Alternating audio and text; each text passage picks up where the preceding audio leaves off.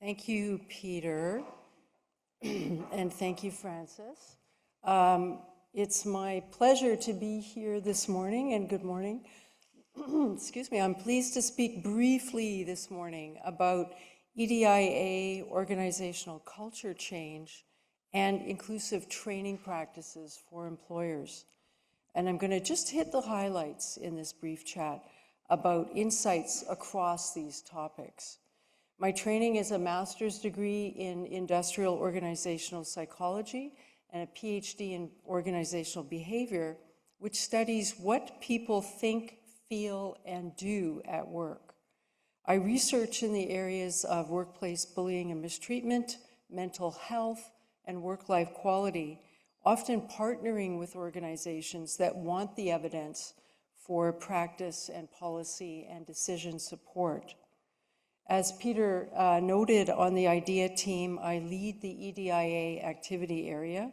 And there, if you're not familiar, we develop training and resources as well as lived experience stories that profile recruitment, hiring, and retention best practices to help the hubs and the stakeholders and other workplaces apply an EDIA lens to their own work.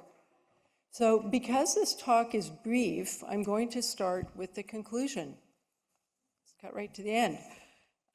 EDIA training for inclusive practices on its own is not enough. Without embedding it into an EDIA-aligned culture, training will not be effective and diversity inclusion will not be sustained. It's like using a Band-Aid for a wound that in fact needs stitches for a deeper fix. Organizational culture is the deeper fix, so we don't bleed out employees who leave because they feel they don't fit, or they feel it's not safe, or they see few opportunities to advance. Why do we need better diversity? Why do we need to be better at diversity inclusion? Disability rates are rising fast in Canada. In 2022, the disability rate was nearly double that from a decade earlier, according to the Canadian Survey on Disability.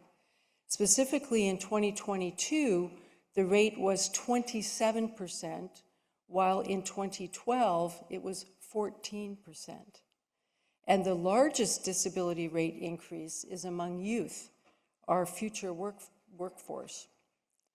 So what exactly is organizational culture?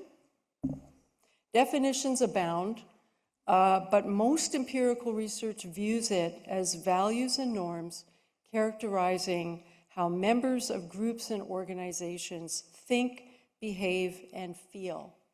In strong cultures, the dominant values and norms of the organization are widely understood and deeply held.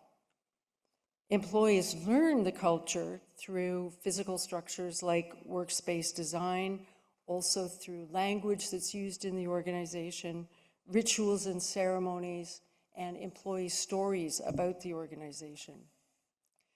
Culture matters because it strongly impacts individuals and organizations positively and negatively. Positives include higher job satisfaction for employees, greater sense of fit, better mental health, lower turnover, as well as improved customer satisfaction, product quality, and financial performance. There are many types of cultures. Hierarchical, developmental, rational, group cultures, to name just a few of the very, very well-researched ones. Research on diversity-inclusive cultures is nascent, so we don't know a lot. We don't have a lot of evidence specifically on it yet. But I figure that it's a safe bet that they're high on two common dimensions of culture, kind of two of the yardstick dimensions, which are they're high on respect for people and high on team orientation. And I suspect that group culture, in particular, of these types of cultures, is very relevant to EDIA and inclusive training practices. Group cultures emphasize values of social support, collaboration, trust, and mutual respect. And these cultures have been shown to be related to job satisfaction, lower turnover, and positive mental health. It's used increasingly in occupational health research. They're quite excited about it. In my own research that's to be published next year, we found that group culture helps to prevent workplace bullying and mistreatment, and it protects against poor mental health, some declines that occur from bullying experiences. So how do we change cultures to promote diversity inclusion? We know a lot about changing cultures in general, but we don't know yet a lot about changing to an EDIA culture specifically. A logical starting place would be to strengthen values of social support, trust, collaboration, and respect, the hallmarks of group cultures. There are evidence-based strategies for changing cultures, and these typically outline a sequence of steps. In my view, EDIA training probably fits best at the midpoint or even later. The first step is for leaders and managers to model EDIA culture through their decisions and actions, showing a genuine and consistent commitment to EDIA.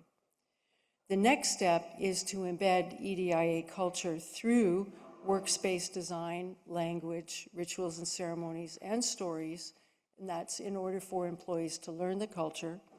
And then the next step after that is to align reward systems to ensure that the organization is recognizing and rewarding the EDI behaviors that it desires. Then and only then is the foundation set for the step of inclusive training, and probably best integrated with EDIA policies and practices. So now I'm going to just shift focus to highlight the work on inclusive training practices that we've done in EDIA. We have an EDIA training resource on the website available for free as a micro-learning to support workplace stakeholders who are wanting to foster disability inclusion. That micro-learning includes and outlines training practices across the employment process. There's segments that's organized into recruitment, hiring, onboarding, accommodations, and advancements. To produce this, our stellar research assistant, Jackie Pugh, and hi virtually, Jackie, if you're listening, we conducted an environmental scan of EDIA training resources that are freely available in the public domain. Therese Selenix at EDIA's national office masterfully curated this list and to actually create the microlearning itself that's tailored for industry use.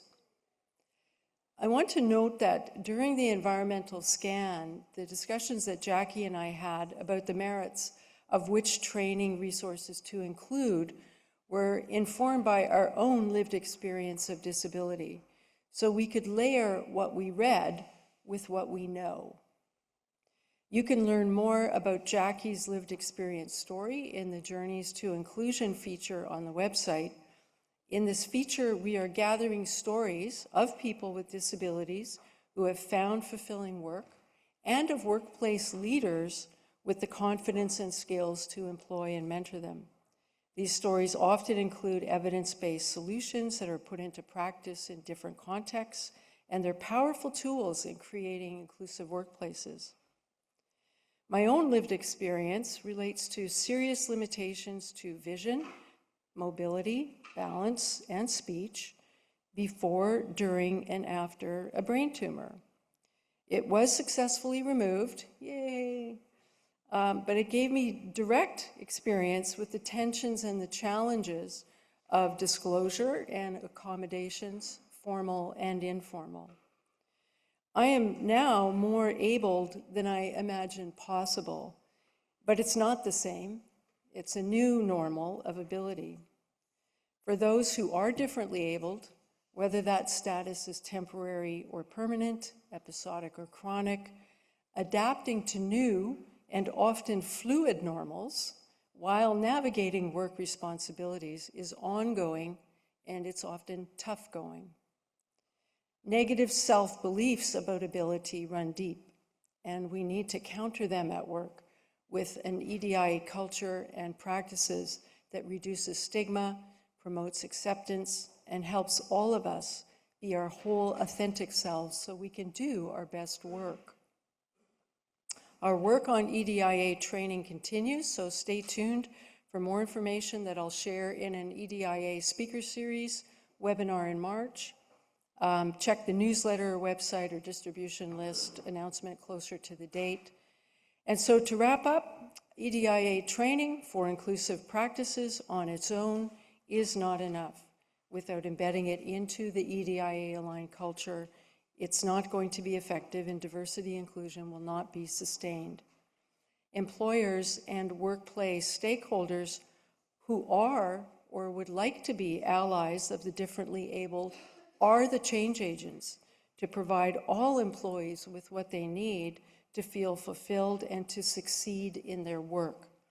We need to help them in this important endeavor any way we can. So that's it for me, and thank you for listening. I have a few slides there of references if that would help anyone. So that's it. I'm done, Peter.